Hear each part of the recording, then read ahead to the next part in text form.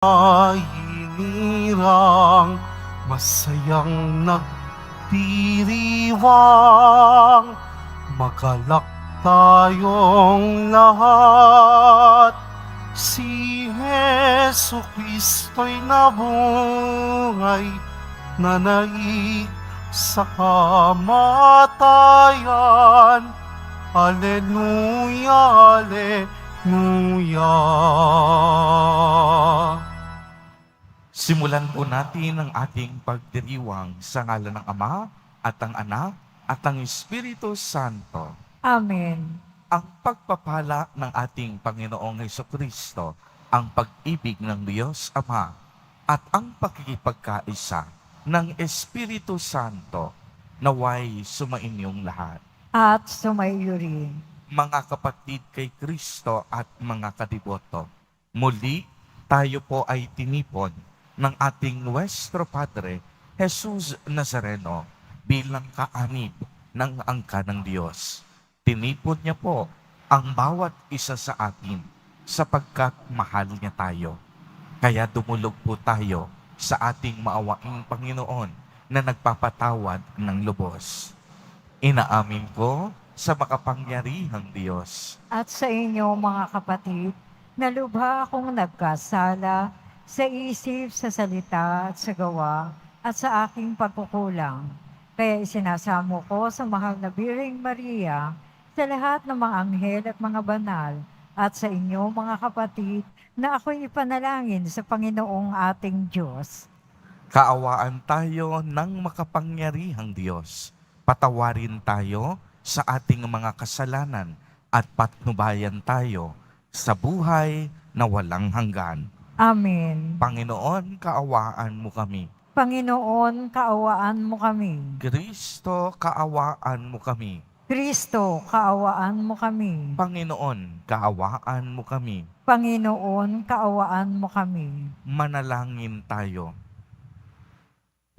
Ama naming makapangyarihan, ang kaloob namin naway mapuspos ng ganap sa Espiritu mong dumadaloy sa aming lahat upang bigyan niya kami ng layuning kalugod-lugod sa iyo at ng kapasyahang sundin ang loob mo sa pamamagitan ni Hesukristo kasama ng Espiritu Santo magpa sa walang hanggan. Amen. Magsiupo ang lahat. Pagbasa mula sa mga gawa ng mga apostol.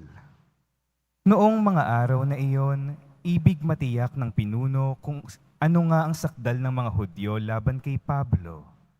Kaya't pinagpulong niya kinabukasan ang mga punong saserdote at ang buong Sanhedrin. Saka kinalagan si Pablo, ipinanaog at iniharap sa kanila.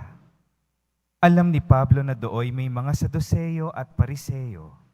Kaya't sinabi niya ng malakas, "Mga kapatid, ako'y Pariseo, anak ng mga Pariseo. Dahil sa pag-asa kong muling mabubuhay ang mga patay, ako'y nililitis ngayon."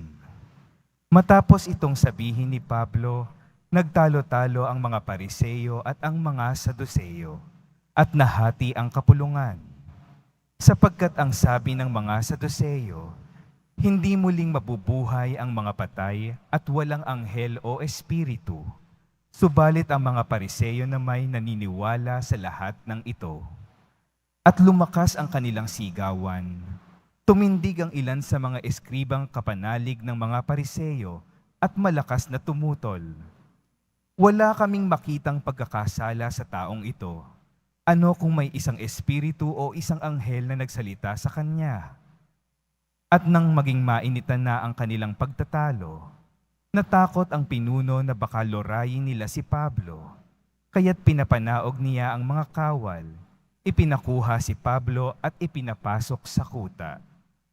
Kinagabihan, tumayo ang Panginoon sa tabi ni Pablo at sinabi sa kanya, "Lakasan mo ang iyong loob. Nagpatotoo ka tungkol sa akin dito sa Jerusalem. Ganyan din ang gawin mo sa Roma." Ang salita ng Diyos. Salamat sa Diyos. Diyos ko ang aki dalangin, ako'y iyong tangkilikin. Diyos ko ang aking dalangin, ako'y iyong tangkilikin. O Diyos, ako'y ingatan mo, ingatan ang iyong lingkod. Ang hangad ko ay malitas, kaya sa iyo dumudulog. Ika'y aking Panginoon, ang wika ko sa aking Diyos. Kabutihang tinanggap ko ay ikaw ang nagkaloob. Ikaw lamang o poon ko, ang lahat sa aking buhay. Ako'y iyong tinutugon sa lahat kong kailangan. Diyos ko ang aking dalangin, ako'y iyong tangkilikin.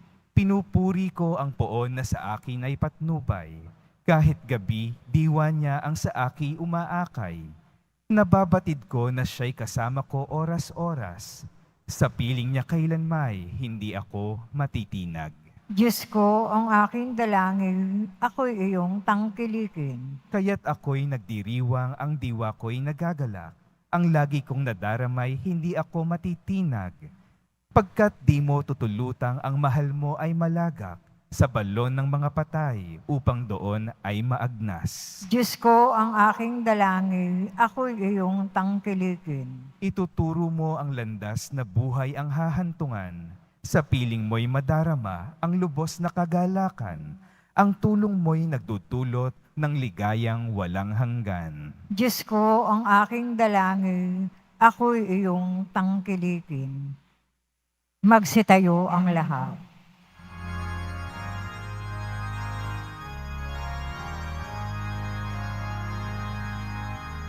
Hallelujah, Hallelujah, Hallelujah, Hallelujah.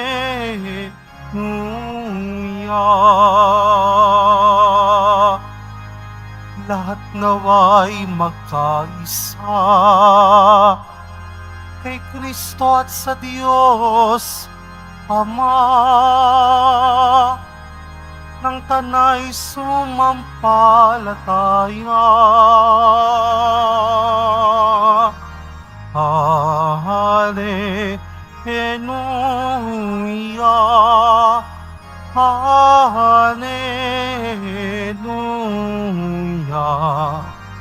Hallelujah,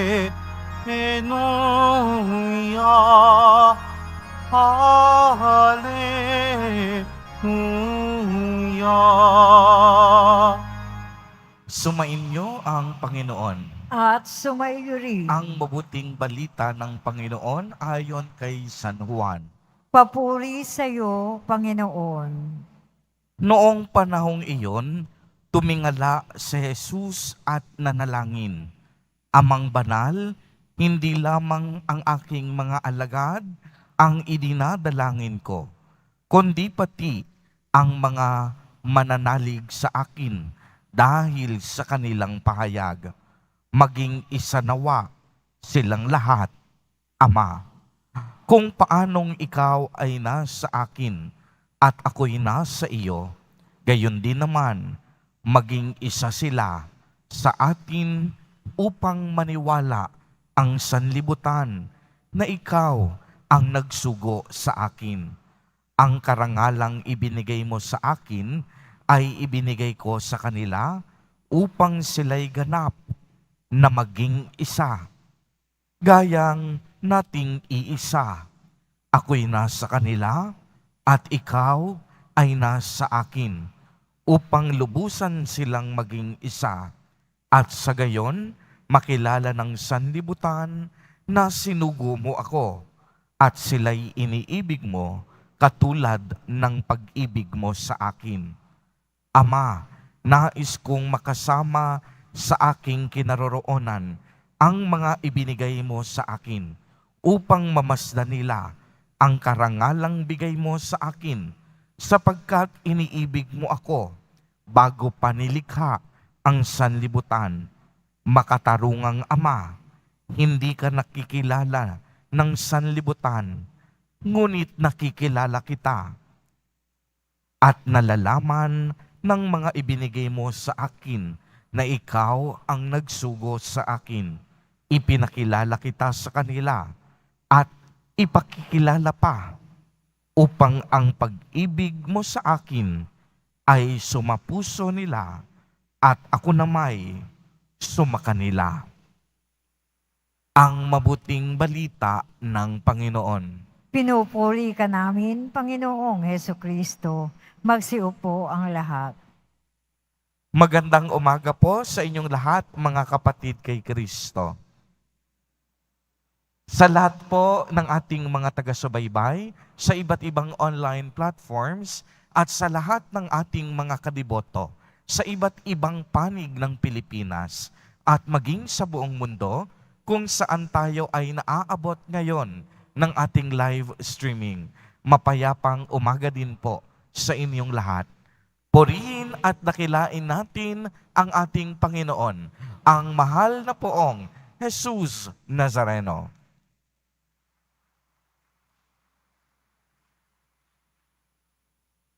Mga kapatid kay Kristo at mga kadiboto, malugod po namin kayong tinatanggap sa Basilica Minor at Pambansang Dambana ni Jesus Nazareno. Kung mayroon pong isang salita na maaaring maging tema ng ating ebanghelyo sa araw na iyon, yan ay ang salitang pagkakaisa. Kung narinig po ninyo at pinakinggan yung ating Alleluia verse kanina, sinabi dito, lahat naway magkaisa kay Kristo at sa Diyos Ama ng tanay sumasampalataya. At kung kukunin po natin ang isang pahayag ni Jesus Nazareno, ayun po ang magiging summary ng ating ebanghelyo sa araw na ito. At ang pahayag ni Jesus Nazareno, maging isa nawa silang lahat, Ama. Sa wikang Latin, ang ibig sabihin nito ay ut omnes umnum sint. Alam po ninyo, bago palikhain ng Diyos ang sanlibutan, pangarap na ng Diyos, bago likhain ang tao, na ang kaniyang lilikhain ay magkakaisa, magsasama-sama, at magbubuklod-buklod. Ngunit dahil sa kasalanan at katigasan ng ulo ng mga tao, ang pangarap na iyan naiba dahil sa kagustuhan ng tao. Ngayon pa lang, sa panahon sa kasalukuyan, mararamdaman natin ang malaking pagkakabahagi-bahagi ng iba, ang kasakiman ng mga tao, ang pagkakanya-kanya, ang pagnanais na humiwalay. Kami lamang, kayo lamang, sila lamang. Ito yung mga bagay na hindi nais ng Diyos. Kaya nga ating mauunawaan, isa sa mga dahilan, kaya ipinadala ng Diyos Ama ang kaniyang bugtong na anak, na si Jesus Nazareno, ay upang hanapin ang mga naligaw na anak ng Diyos. Yung mga lumihis sa kaniyang angkan. Kaya nga, ang isa sa maliwanag na panawagan ni Jesus Nazareno, magbalik loob kayo. At ang pagbabalik natin sa Ama ay pakikipag-isa sa Kanya. Uulitin ko po, kung tayo'y magbabalik loob sa Diyos Ama, ang ibig sabihin nito, nakikipag-isa tayo sa Kanya.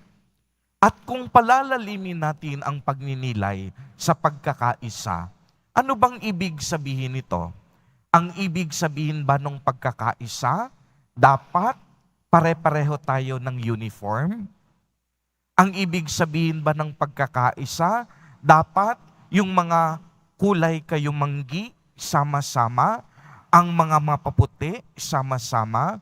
Ang ibig bang sabihin nito, dapat iisa yung wika o lingwahe na sinasalita? Dapat ba pare-pareho ang gamit natin para sabihing may pagkakaisa tayo? Hindi. Because unity is not about uniformity. Uulitin ko ha, napakahalaga nito. Unity is not about uniformity. Maaaring pare-pareho kayo ng uniform, pero sa loob ng komunidad ninyo, nagsisiraan kayo. May crab mentality kayo. Nagmamarites kayo. Baliwala ang uniform. Kahit na magkakaiba ang kulay ninyo, kahit magkakaiba ang kultura at tradisyon ninyo, pero kung ang puso't pag-iisip, iisa ang hangarin na maglingkod, mahalin ang Diyos, yan ang ibig sabihin ng pagkakaisa. Kaya nga merong term, siguro pamilyar tayong lahat, unity in diversity. Bagamat iba ang ating kulay, bagamat iba ang ating wika, bagamat iba ang ating kultura at tradisyon, hindi nangangahulugan na hindi pwede tayong magtulungan. Hindi nangangahulugan na hindi tayo pwedeng magsama-sama. Sa ating pagkakaiba-iba, magaganap pa rin ang pagkakaisa. Uulitin ko po, sa ating pagkakaiba-iba, dapat maganap pa rin ang tunay na pagkakaisa. At alam po ninyo, ang pagkakaisang tinuturo sa atin ni Jesus Nazareno, isang Diyos lang ang dapat nating sambahin. Isang Diyos lamang ang dapat nating paglingkuran. Mahalin natin ang ating kapwa gaya ng pagmamahal sa Kanya.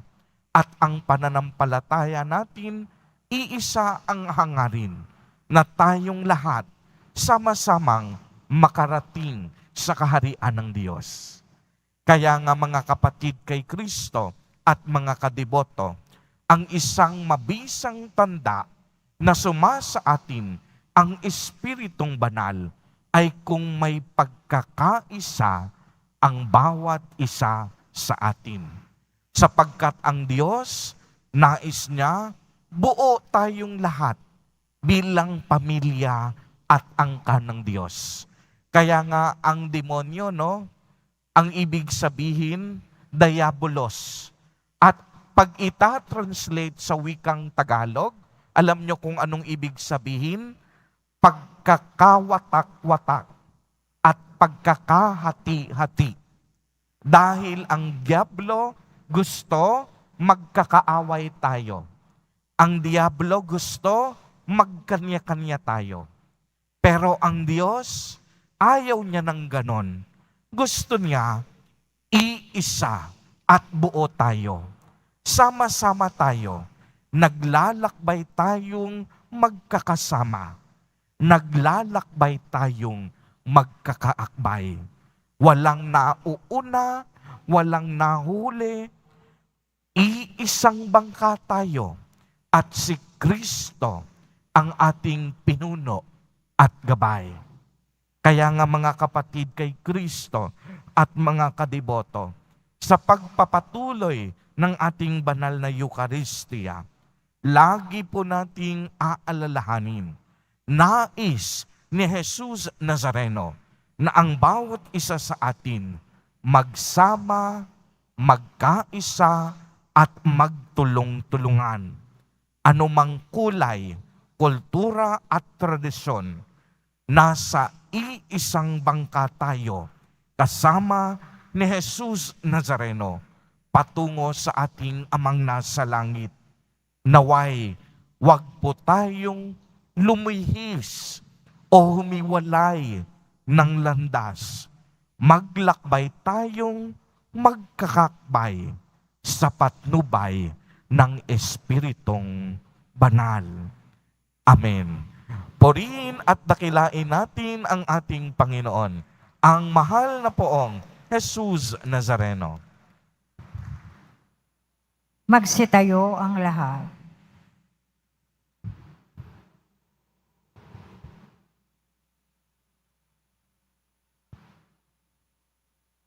Minamahal kong mga kapatid, nanalangin si Jesus sa Ama para sa pagkakaisa. Sa paghihintay sa Pentecostes, lumapit tayo sa Ama at dalangin ang tunay na pagkakaisa ng lahat ng kaniyang mga anak. Sa bawat panalangin, ang atin pong itutugon, Ama ng lahat, pag-isahin mo kami. Ama ng lahat, pag-isahin mo kami. Ang lahat ng kasapi ng simbahan, naway magkaisa sa puso at isip, kasama ng ating Santo Papa at ang ating mga obispo, manalangin tayo. Ama ng lahat, pag-isahin mo kami. Ang mundo naway sumampalataya kay Kristo, bunga ng nagkakaisang halimbawa ng mga Kristiyano, manalangin tayo. Ama ng lahat, pag-isahin mo kami. Ang lahat ng bininyagan kay Kristo, naway magkatipon sa iisang simbahan, manalangin tayo. Ama ng lahat, pag-isahin mo kami. Ang bawat mag-anak, naway mabuklod sa isang pananampalataya at pag-ibig, manalangin tayo. Ama ng lahat, pag-isahin mo kami.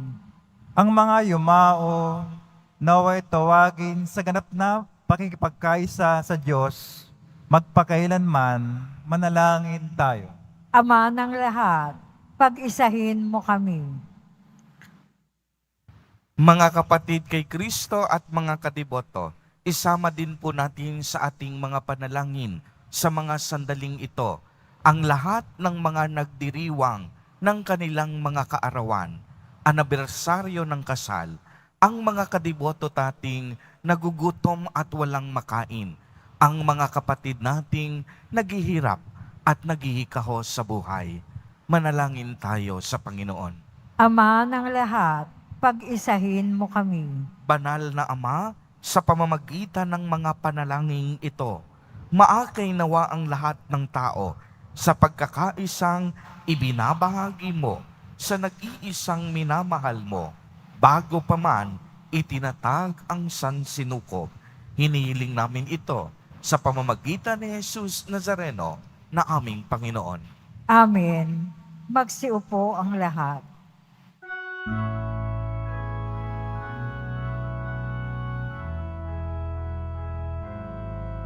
Pinupuri kita, Poon, sapagkat ako'y iniligtas. Mga kaaway di makuwang matuwa mula sa libingan. Tanggapin mo, O Panginoon, ang alay ng bayang nagdiriwang. Punan mong bigay ang alak at tinapay, handog ng pagkabuhay. Magsitayo ang lahat. Manalangin kayo mga kapatid upang ang paghahain natin ay kalugdan ng Diyos amang makapangyarihan. Tanggapin nawa ng Panginoon itong pag-aahin sa iyong makamay, sa kapurihan niya at karangalan, sa ating kapakinabangan, at sa buong sambayan niyang banal. Ama naming lumikha, paakyatin mo sa iyong piling sa kalangitan ang aming mga panalangin kalakip ng haing mga alay, upang ang mga panapagindapat mong gawing dalisay ay maging marapat na makasalo sa piging ng iyong pagmamahal. Sa pamamagitan ni Jesucristo, kasama ng Espiritu Santo, magpasawalang hanggan. Amen. Sumainyo ang Panginoon. At sumaiyo rin. Itaas sa Diyos ang inyong puso at diwa. Itinaas na namin sa Panginoon. Pasalamatan natin ang Panginoong ating Diyos. Marapat na siya ay pasalamatan. Ama naming makapangyarihan, tunay ngang marapat na ikaw ay aming pasalamatan. Ngayong ipinagdiriwang ang paghahain ng Mesiyas, ang maamong tupa na tumubos sa aming lahat. Ang katawan ng anak mong sa krus na bayubay ay handog ng pag-ibig na walang kapantay. Ito ang paghahaing ganap mong kinalugdan. Ito ang nilunggati ng dating pag-aalay. Siya ang dambana at paring naghahandog. Siya pa rin ang tupang handog na ibinukod. Kaya kaisa ng mga anghel na nagsisiawit ng papuri sa iyo, nang walang humpay sa kalangitan, kami nagbubunyi sa iyong kadakilaan.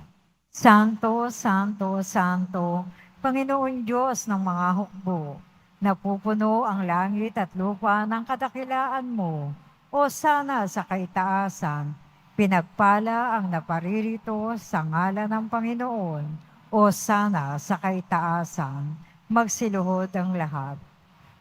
Ama naming banal, ikaw ang bukal ng tanang kabanalan.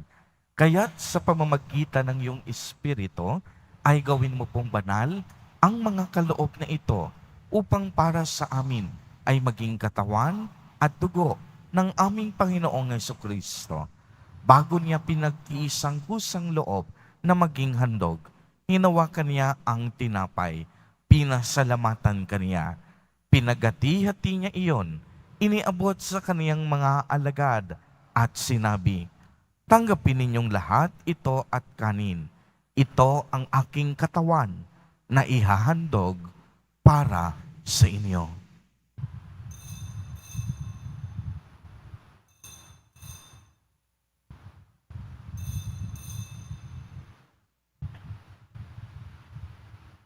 Gayon din naman noong matapos ang hapunan, hinawakan niya ang kalis, muli kanyang pinasalamatan. Iniabot niya ang kalis sa kaniyang mga alagad at sinabi, "Tanggapin ninyong lahat ito at inumin. Ito ang kalis ng aking dugo, ng bago at walang hanggang tipan, ang aking dugo na ibubuhos para sa inyo at para sa lahat sa ikapagpapatawad ng mga kasalanan. Gawin ninyo ito sa pag-alaala sa akin."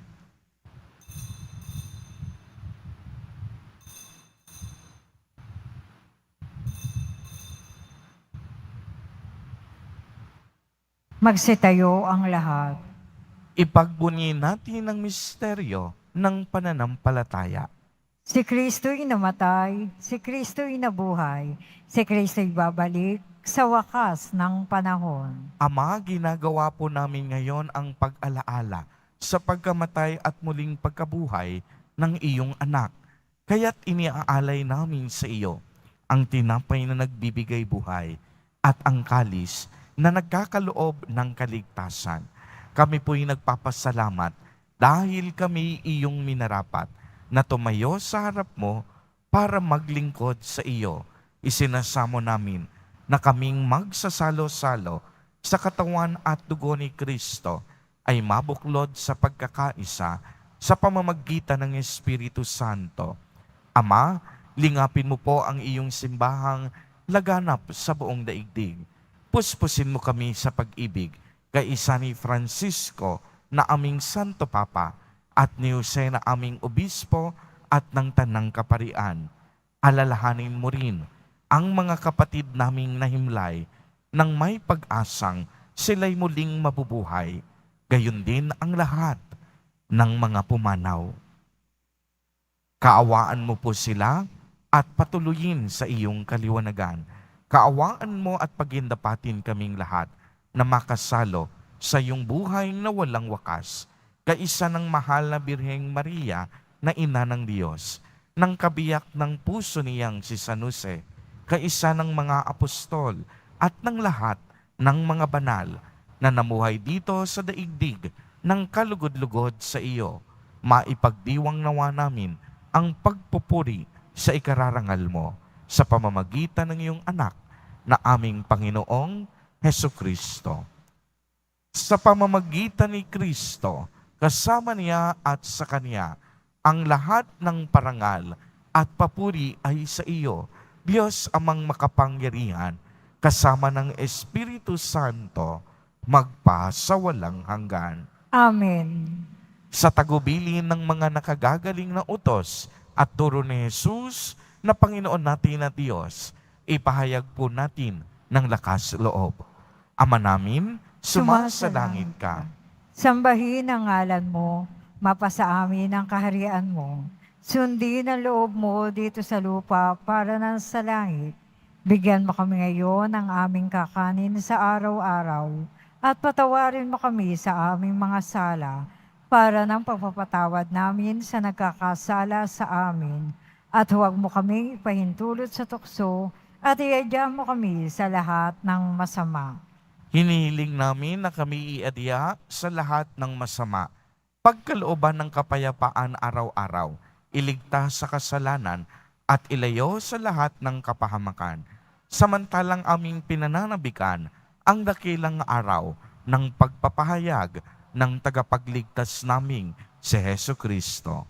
Sapagkat iyo ang kaharian, ang kapangyarihan at ang kapurihan magpakailanman. Amen. Panginoong Hesu Kristo, sinabi mo sa iyong mga apostol, kapayapaan ang iniiwan ko sa inyo. Ang aking kapayapaan ang ibinibigay ko sa inyo. Tungayan mo ang aming pananampalataya at huwag ang napakarami at paulit-ulit naming pagkakasala. Pagkalooban mo po kami ng kapayapaan at pagkakaisa ayon sa iyong kalooban kasama ng Espiritu Santo magpa sa walang hanggan.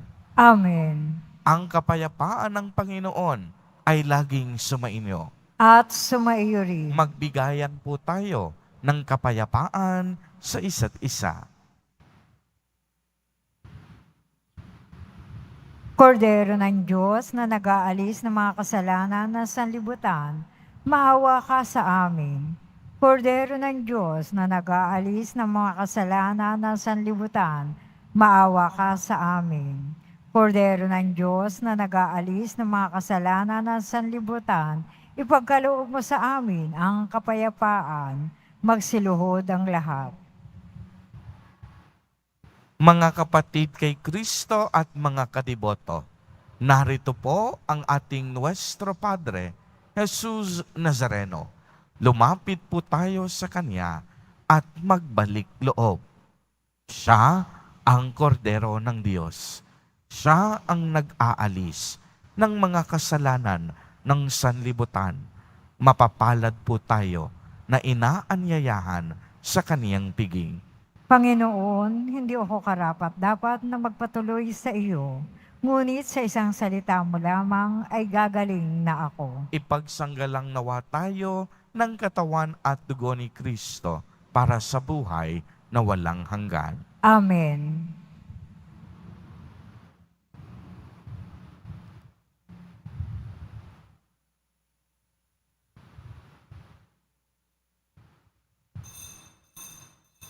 Para sa lahat ng tatanggap ng banal na komunyon, sasagot po tayo ng amen pagkasabi ng pari o lay minister ng katawan ni Kristo at isubo agad sa bibig bago umalis sa harapan ng pari o lay minister.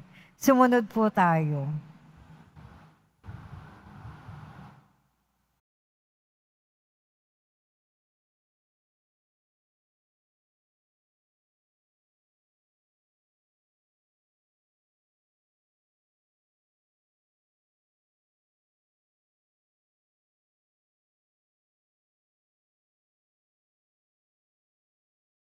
Manalangin tayo. Ama naming mapagmahal, sa aming ginanap na pakikinabang, matutuhan nawa namin at mapagsaluhan ang iyong aral at dulot na kaligtasan upang kami pagindapating magkamit ng iyong bigay sa pamamagitan ni Yesu Kristo kasama ng Espiritu Santo magpa sa walang hanggan. Amen. Sumainyo ang Panginoon. At sumayo rin. Pagbabasbas. Mahal na poong Jesus Nazareno, inihayag mo sa pamamagitan ng krus ang walang maliw na pag-ibig ng Diyos sa sangkatauhan. Pakinggan mo ang kahilingan ng iyong angkan na nagsusumamo sa iyo. Makamtanawa nila ang iyong katugunan at tanggapin ang kasagutan na may utang na loob na tinatanaw. Basbasan din po ninyo ang mga daladala nilang mga imahen at dasalan. Sa pamamagitan ng bendisyon na ito, naway maalala nila ang mga pangako nila noon sa binyag na ikaw ang kanilang iibigin at paglilingkuran bilang Panginoon magpa sa walang hanggan. Amen. At pagpalain po kayong lahat at ng inyong buong pamilya ng makapangyarihang Diyos, Ama, Anak, at Espiritu Santo. Amen. Humayo kayong taglay ang pag-ibig at kapayapaan ng Poong Jesus Nazareno. Salamat sa Diyos.